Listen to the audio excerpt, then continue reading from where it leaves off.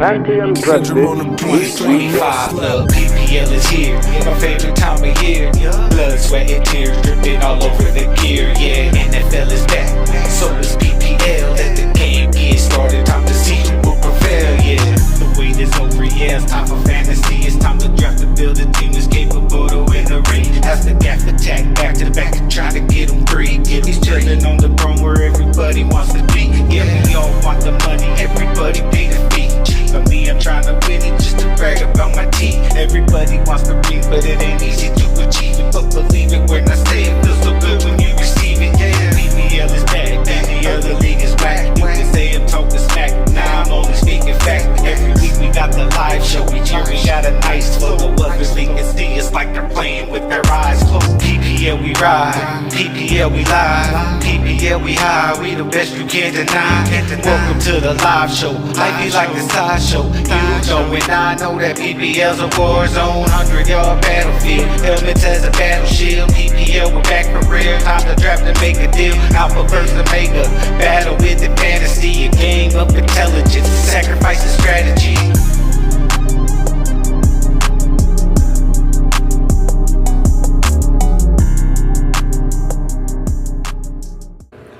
And here we are. The draft is wrapped. We have talked to the champ, and it is PPL Live Week 1. We are here ready for the regular season. Ulysses S. Hate, give us a what's up, brother. What's up, PPL? We are here. It's time for the draft recap and the Week 1 preview. Let's get into it. Let's get it started. Let's get into the good, the bad, and the ugly. We know how it is. Week 1 is on its way, but the good, bad, and ugly for the post-draft, man. Let's hear it, Ulysses, your good, bad, and ugly of the draft. My good was squad underestimated. I love what they did in two regards.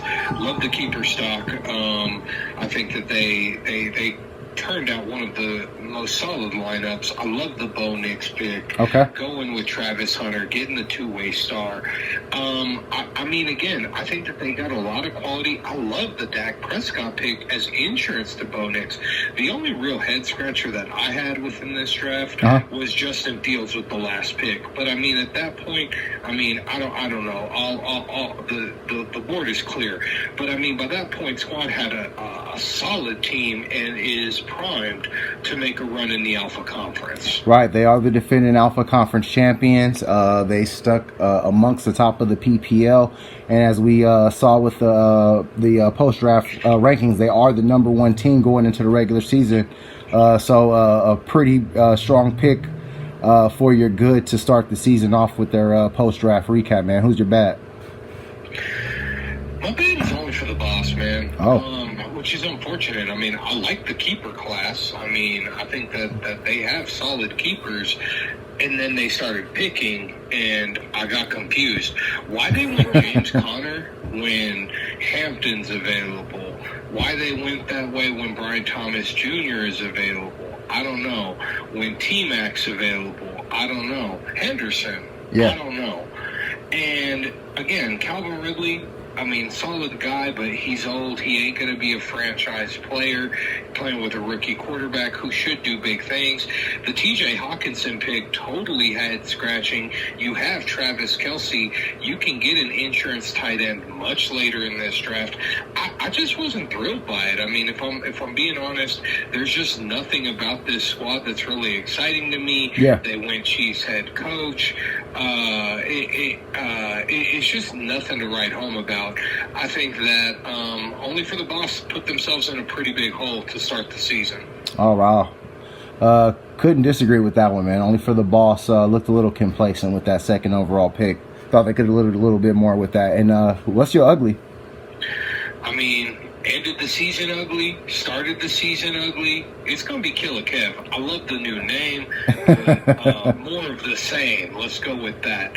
I mean, let's start. Before the draft even started, getting mistered by the Argonauts, goes into this draft with one running back kept, goes this whole draft, picks up one running back, and then turns out and trades his best wide receiver for a running back.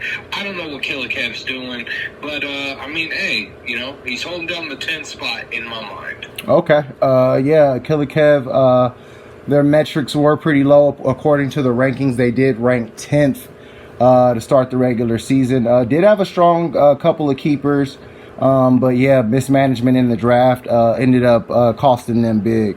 My good, man, I'm going to actually go the other way. I'm going with the United Play as the destroyers for my good to start out the regular season. Love the home run pick with Ashton Genty to open up the PPL draft. Thought that was a quality pick. Sometimes your best pick has to be that first pick, especially when you are picking first overall, because you won't pick again for 19 picks. So great way to get value there. Like the Chris Olave pick. Tank Bigsby was also a good one. Didn't mind the Keenan Allen pick, and really was impressed with the Jalen Waddle pick. I thought that the United players did a really good job of filling in depth, especially considering the Rashee Rice suspension. I think they'll be able to see themselves through that suspension and have themselves set up for a strong second half. So I like what the United players did there. My bad, man, is going to be a team that was so close to tasting greatness. And I think that this draft might have set them back from their goals this season. And that's the Skulls, man. Nothing all that inspiring with their picks. I did like the RJ Harvey pick.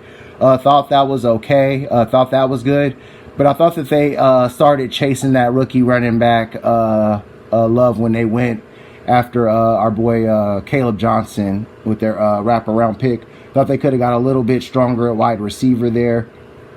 Or even went with a more veteran running back like a Tony Pollard. The Skulls, I still think that they have a strong keeper class led by Jamar Chase and Josh Allen, but they didn't do much to bolster that, and it could lead to a bad result for them throughout the regular season. So that's my bad. And my ugly, man, I'm with you. I'm going only for the boss.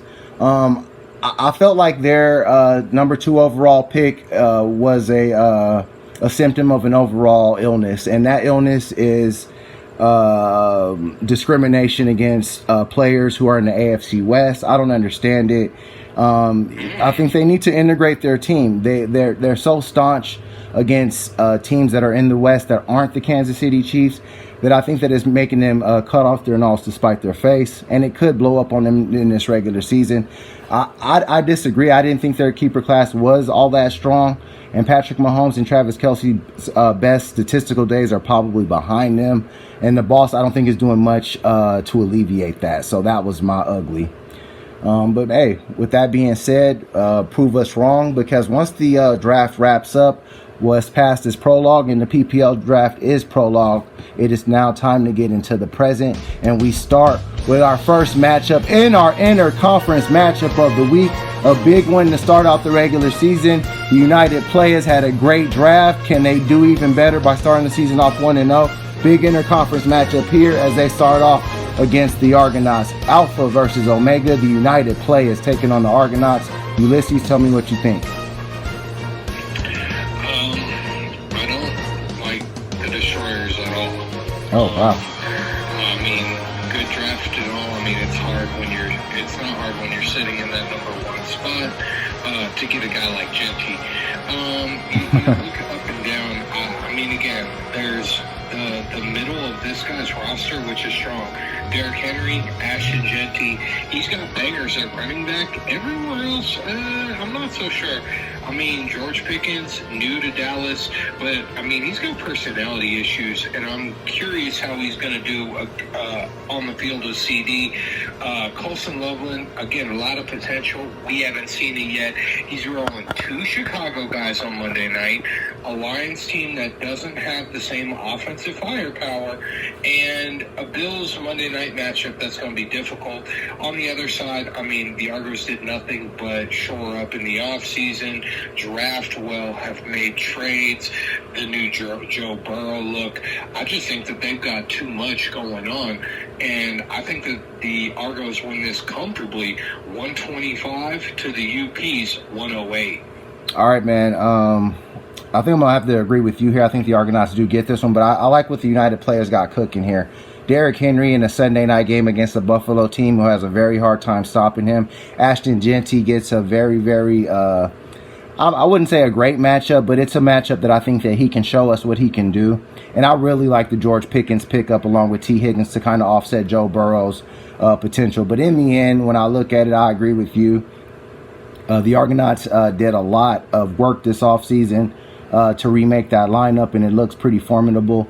Highest projected total of the weekend, and I think that carries them forward. I got the Argonauts winning this matchup 139 to the United Players 124.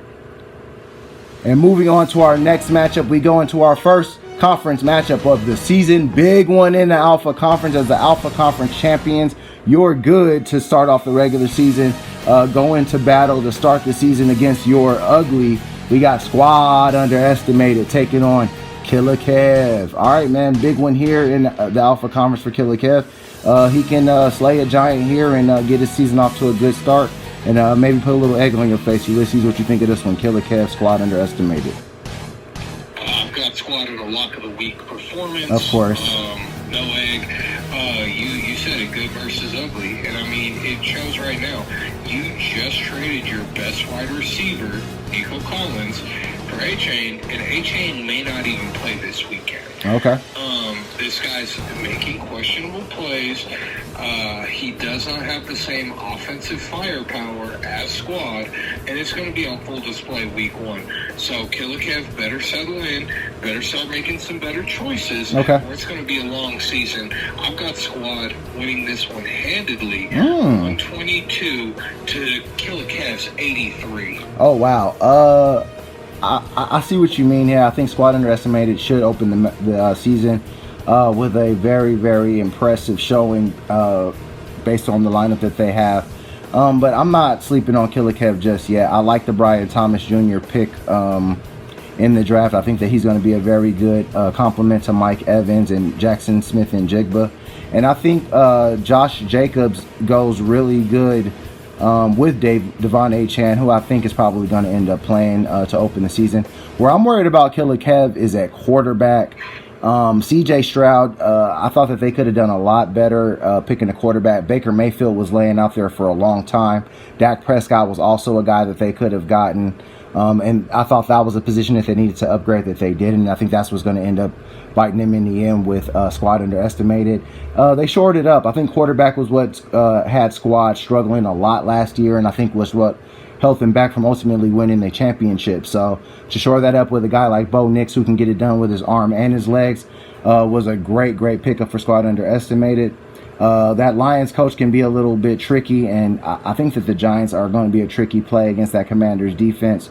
But other than that, I think it's going to be a little bit too much. I think Puka Nacua has a big game, along with a Brock Bowers showcase. I got Squad Underestimated opening the season in style, 149 to KILLA Kev's 122. And moving on to our first Omega Conference game of the season, Blood Feud in Omega, a big-time rivalry, a matchup of Pantheon Cup 7. We got Patty's Twins taking on Appease the Gods. All right, man, big one here, Patty's Twins. Both of these teams made the playoffs. Appease the Gods, the defending Omega Conference champions, fell short in the Final Four round. The Twins went down early on Wild Card Weekend. Both of these franchises are proud. One of the best matchups of the weekend, man. What do you think of this one? Yeah, I love this matchup. I mean, I think that the Twins had a serviceable draft. Not great, but serviceable. I think that they certainly got a lot of potential. But, again, Jalen Warren is sharing a backfield. Xavier Worthy, we're going to see how this Kansas City backfield looks. Detroit, we're going to see what Amon St. Brown and company are going to do without Ben Johnson. Yeah, but very interesting. The biggest thing that I think is problematic here. She's got a coach going on Thursday night, and I think, again, we'll see what Dallas and the Eagles got going on. Yeah. But I think that as the lineup is currently set, I'd be going with Justin Herbert against Kansas City over Brock Purdy on the road with Seattle. You've already got George Kittle. You're going to get that. But I think that that's probably a misplay. On the other side, I just think think Peace the Gods has solid core coming back. He shored up the tight end position that has not been very good since Mark Andrews fell off. Went out and got a top-notch defense against a Jets team that should be giving up a lot of points. And again, has a Monday night coach, so he will be in prime position to make a decision. I've got ATG winning a squeaker, really giving everybody what they pay for. I've got him winning this one 121 to 118. All right, man. I think we're going to have to go separate on this one. I got the Twins. I think that Brock Purdy's actually in for a big bounce back season. He gets Pearsall and he gets Kittle along with Juwan Jennings. I think is going to be healthy to start the season against a Seattle team that I think is going to be in rebuild mode sooner than people might think. I think Lamar's in pretty good shape, but that Buffalo matchup is going to be a little bit tougher for them, and it's going to be an emotional game for them because that's the team that knocked them out of the playoffs at their house. So I think that Lamar might be in for a little bit more of a tougher time in that matchup. I love Bijan's matchup against Tampa Bay, and Chuba Hubbard should run all over that Jacksonville pick. I think that was one of ATG's best picks, which was, I believe, their first pick was the Chuba Hubbard pick. But on the Twins side, I think that there's a lot of room for dynamic play. I think Malik Neighbors and the Giants' offense is going to open up against that Washington game. I think that Washington could be actually on upset alert in that one. George Kittle is going to get busy in that offense, and him and Brock Purdy have a rock-solid connection. And I am a little worried about that Ravens coach for ATG.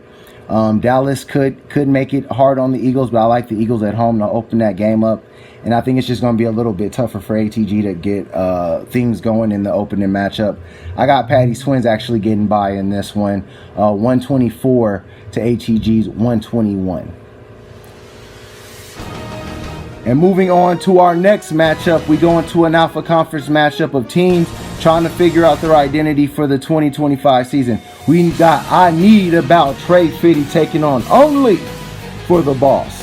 All right, man, Only for the Boss. We were not very pleasant to him in our draft recap. Thought that he did not do very much to help out Patrick Mahomes and Devontae Adams here. Obviously, I thought Trey Fitty did a pretty good job with Amarion Hampton, and he's got Jaden Daniels leading his team in the battle. What do you think of this one?